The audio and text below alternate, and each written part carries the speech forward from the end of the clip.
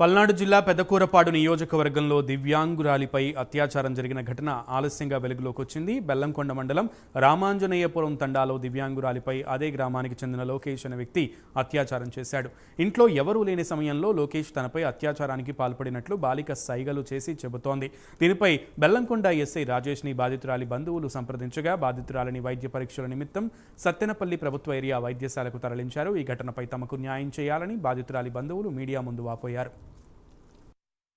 11 సంవత్సరాలు మాటలు రాని మూగమ్మాయి, అదే గ్రామానికి చెందిన 20 సంవత్సరాల యువకుడు ఆ అమ్మాయిని నోరు మూసేసి ఇంటికి తీసుకుపోయి అత్యాచారం చేశాడు.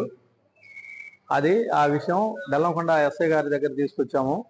ఎస్ఐ గారు ఎఫ్ఐఆర్ ఫైల్ చేసి సత్తెనపల్లి ఏరియా హాస్పిటల్కి టెస్ట్ నిమిత్తం పరీక్ష నిమిత్తం తీసుకొచ్చారు.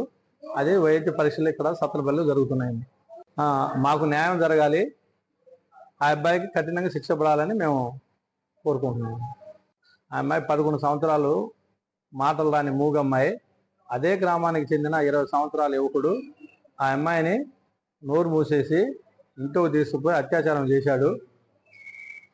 ఆ విషయం బెల్లంకొండ ఎస్ఐ గారి దగ్గర తీసుకొచ్చాము. ఎస్ఐ గారు ఎఫ్ఐఆర్